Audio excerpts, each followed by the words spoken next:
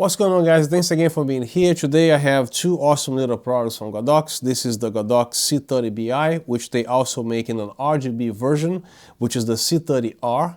And I also have the MA5R. This little thing actually impressed the hell out of me because wait until you see what's in here. So in this video, I'm going to show you guys in detail everything that you possibly want to know about these lights. For example, how long it will take for the lights to die, and also how long it will take to charge the battery, and especially, of course, the most important thing, how does the light look on a person here. So in this video, I'm going to be replacing this softbox. I'm going to be turning it off and put this light right here as a key light. You're going to be very surprised what this little thing can do, even if you want to use this somehow as a key light. So don't go anywhere, stay tuned, I'll be right back.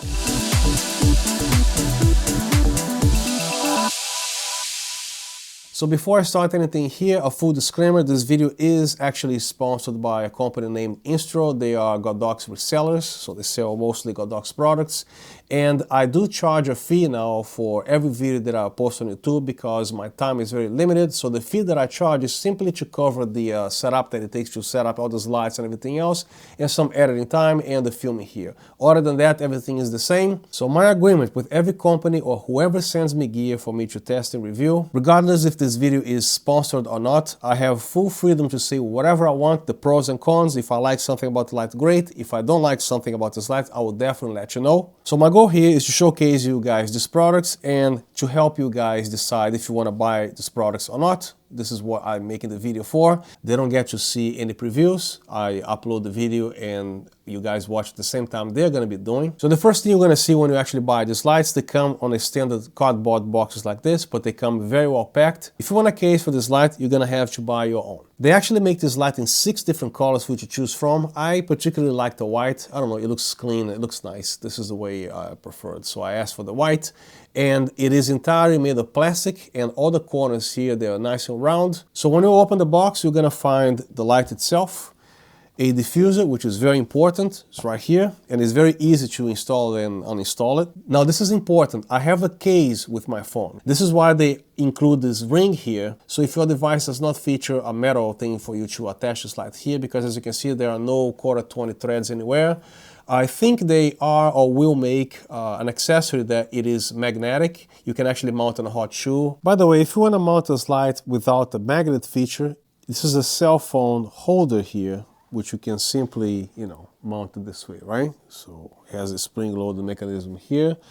And at the bottom, I'm using the standard quarter 20 thread this thing has, mounted to a light stand. All right, so let's talk about the features of this light here. As a shooter, I have my requirements, and probably you have the same requirements as I have. So what is the first thing that I expect to see the first time that I actually power this thing on?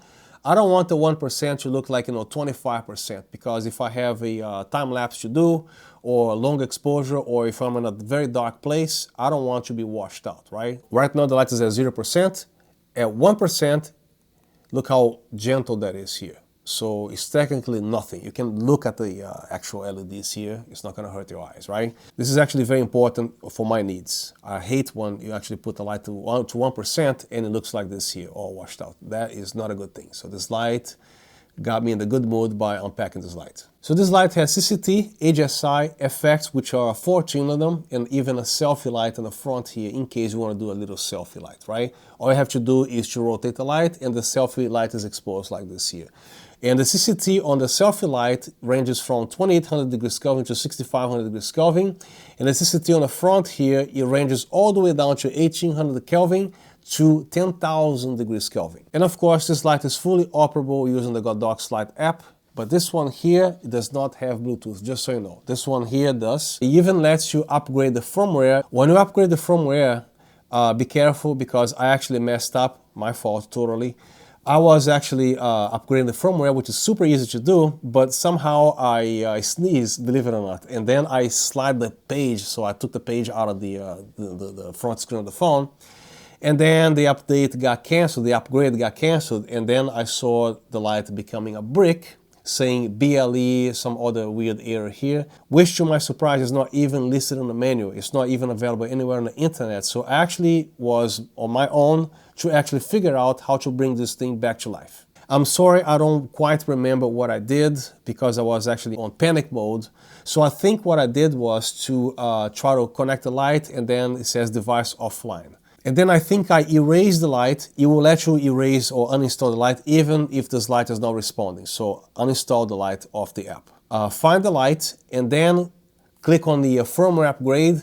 It woke up the light and then the process began. Therefore, when you upgrade the firmware using the app, don't touch it. Put your phone here. Don't mess with that phone. If you upgrade the firmware, put the phone down, let the whole thing complete, and then you touch the light. A little bit of continuity issues here. I actually forgot to turn on my little RGB light on the back. It happens. This light is 5 watts, but it is sufficiently bright. Let me crank this up to 100% here. So at arm's reach, it does this. It overexposes my face, right? So if you do a vlogging, which put this thing on the gimbal or whatever, or hand holding the phone, my face is completely washed out and I'm shooting at ISO 640. The aperture is actually f4 and the shutter is 1/80th of a second, 30 frames per second. So the good thing about this light is that it takes forever to quit. This battery just won't die. So it lasts for an insane long hours. So since it has 18 watt hour capability, so 18 divided by 5, it gives you a total of 3 hours and 40 minutes. In this time lapse, the MA5R, it takes about 1 hour and 20 minutes to fully charge from 0 to 100%. And to completely deplete the battery from 100% to 0%, instead of the advertising saying that it takes about 3.5 hours, it actually took 4 hours to kill this battery.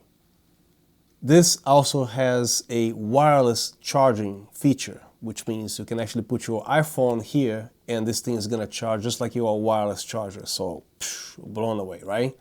So to do that, make sure you turn off the light and then you quickly press the power button until it shows the battery charge here. Right now I'm at 82%. So check this out. And the USB here also works as a power bank. You can charge whatever device. Actually, it'll be silly to do this here, but you can actually charge this light right here. Where's the USB? Right here. So you can see the little green moving here. Hopefully the camera will show. So it's actually charging. So it's transferring the power from this battery to this battery here. So you can charge devices from the USB-C here and also wirelessly with the wireless charger. So there is only one way to actually install this here. So with the display panel facing this way, it's not really the right way. So as you can see, the light is gonna slide, right? So turn it upside down like this, and then that's when it stays. You see that?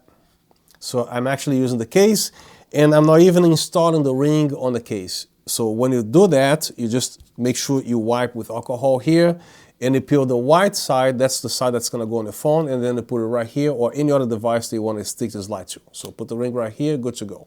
I'm gonna do that as soon as I replace my case because it's all yellow and everything, so I don't wanna waste this here. Now when you remove the case, the magnet is a lot stronger. So you see, I'm shaking the thing, it's not going anywhere. And again, I'm not even using this here. So just don't do anything stupid so your light's not gonna be falling. So just put the light this way, make sure this is actually upside down, and there you go. So as you can see, I'm wiggling the phone here. I'm kind of bouncing up and down, it stays. So if you want to do a selfie mode with this light, simply rotate it this way, and as you slide here, the magnet will let you know when you reach the correct area. It does a little pushy, little jerky kind of move, so it's like, you know what I'm saying. And then there you go, you have your selfie light right here. You can adjust it to the center, and there you go. Now again, the cool thing that they put this little bump here, so every time you do that, the LCD display is not actually rubbing against your phone here, so it doesn't get scratched. I love it. Now let's see what happens if I put the case back here, right? So, all right, let's try this again. Do the selfie mode, make sure this is facing down, and then let's do the selfie thing. It will actually stay, as you can see, but with the case, be very careful if you're not using this ring here. I highly recommend that you do, but otherwise it's gonna happen, right? So it works, but you gotta hold the light a little bit, like this. And to put it back here the other way, same exact thing. Just hold the light like this, so you will never fall on the floor or on the ground. This is a soft table here, but if you want to lay this on a granite table, for example, or something hard, right? So you don't want to be scrubbing the light like this, right? I actually have this little, very tiny little feet here. I plan to actually install this here later, so every time I put the light down, it won't scratch the light and it won't get in the way. If you want, I will put the link in the description to buy this particular kit here. This light will let you control everything through a sequence of buttons here, the menu, effects, and CCT and HSI, but it's a lot easier when you actually use the actual application here. So the name of the application is Godox Light. Let's launch the app here. So it's already connected. So here, of course, you have your intensity. Also, this light can also do green magenta correction because it is an RGB light. So, you know, -50 will go all the way to magenta-ish to color correct the green or magenta gain. And there you go, to the extremes here. And then you have your HSI and your effects, which you can choose from a variety of things here. The candle light is actually great. You can actually adjust the speed and all, but I'm just going to be very briefly showing you guys here. In the selfie mode, will activate the selfie light right here, which you can control the intensity and also the color temperature. And you also have shortcuts here from 3200 Kelvin, 4300, 56, and 65. Now to disconnect the light, you just hit disconnect here and done. You can also do batch disconnecting. Now to connect the light, click on the plus sign here right in the middle on the bottom and then add fixtures. You can also do NFC addition. I never learned right how to do this stuff, so I'm gonna go the old school way to add fixtures. And there is the light. If this light does not appear, all you have to do is to reset the Bluetooth. So click on the thing here and confirm, and it takes like probably 8 seconds to connect, as you can see here. 8 seconds or 10 seconds, something like that. There you go. Successful, and the light is back. And to upgrade the firmware, on the little 3 dots right here, click on this thing here, and then you click firmware upgrade. And as you can see, everything is the latest version. If it is not, it's going to prompt you here, it's going to update. Please don't do that. Don't let this happen because you might run into a little bit of trouble here. You're going to, you know, break the light. But you can actually bring it back to life, as I explained before. So here's the little light on selfie mode here. I'm actually recording myself about a foot or 2 away or something like that. So this is what I look like. Remove my glasses here because of glare. So, you know, it does a pretty decent job. So it's what it looks like. Keep in mind that anything that you put in front of any copper chip or LED light, it will slightly alter the color temperature. But this looks very white.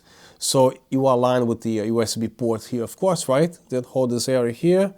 And then the bottom, and there you go. The whole thing is installed and it fits perfectly on every single corner, as you can see here.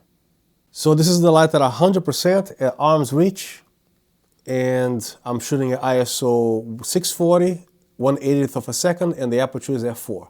When you use your phone, it's going to be a completely different look, which is going to be a lot easier to shoot. I didn't change the settings because I don't want to mess up my exposure in case if I want to forget to put it back the way it was before. So I'm going to use my phone here now. So right now I'm filming myself here with the light, and I'm using the good rear camera on the phone, right? But you notice that with the diffuser, there's a little glare going on the lens. So, you know, you're not supposed to do this, but you have to move the light slightly to the side here, and then the glare kind of gets better. But when you actually film the way it's supposed to be filmed, which is like this here, unless you remove the light and do this, right? So you're gonna see a little bit of a glare here. One thing that I don't like about the iPhones is the same camera app since like the iPhone 4 or iPhone 5. You always has difficulty in registering the correct white balance with artificial lighting for some reason. Sometimes I get tired of iPhones, you know, but this is the look that you have. It does a pretty good job at arm's reach. So this is what this light can do as far as filming yourself with the phone like this here. Just one effect that I want to show you guys here, which is the candle light, which I can see most of you guys actually utilizing this effect. I'm at the maximum speed, and this is what it looks like here. So, you know, I think the flickering is pretty nice because some lights, they never do this right, but you know, this looks pretty decent here, simulating a candle light, right? So if I'm this way here, it looks as such. You know, I just want to show you this effect here. So right now I'm going to show you guys the green magenta correction to see what it does here. Right now I'm on neutral, so if I want to ramp down slightly to -10, which is slightly magenta, slightly up to the +10 now towards the green, and these are the extremes now. So totally green all the way to totally magenta. Now if you want to use this light to charge your phone, don't turn on the light yet. Just simply quickly press the power button, and this appears, and then you place your phone right here and your phone will start charging. To turn on the light, press and hold the button. Now to access the brightness here, press this button once, and then with the plus and minus buttons here, you do that. To adjust the CCT, simply press this button, and then with this plus and minus buttons here, make sure you go to CCT and then press this button again, and then you can change the color temperature very quickly from 1800 Kelvin all the way up to 10,000 Kelvin. To access the green magenta correction, again press this button, and then these buttons here on the bottom, press this button again, and there's your minus and plus green magenta. To access the RGB, press and hold this button, and then you come here, press this button, and then press this button. Then to change the values in brightness, simply press quickly this button here. And then with these buttons, you can actually access the hue, saturation. To get out of here, again, press and hold the button. Then you want to go to the effects. Let's go there, press this button. Then you have all these effects here. And to turn them on, you press this button. And then here you can actually turn on or off the light. And then with these buttons, you can actually adjust the intensity, the speed. Press this button here. Then you have the speed to adjust here from 1 to 100, I guess. There you go. So the effects here, you have the candlelight, the fire, firework, explosion, welding, cop car, SOS, RGB cycle, and party. To play the next effect, press this button. Then again, you can actually adjust the color, everything else here. Then to get out of the effects, press and hold this button. Then this is your selfie mode to activate. Now every time you're on selfie mode, instead of you blinding yourself here, especially if you are at 100%, just put your thumb here, and then you can actually do your adjustments or adjust CCT and everything else. And then here you can control again the CCT and everything. To get out of here, press and hold.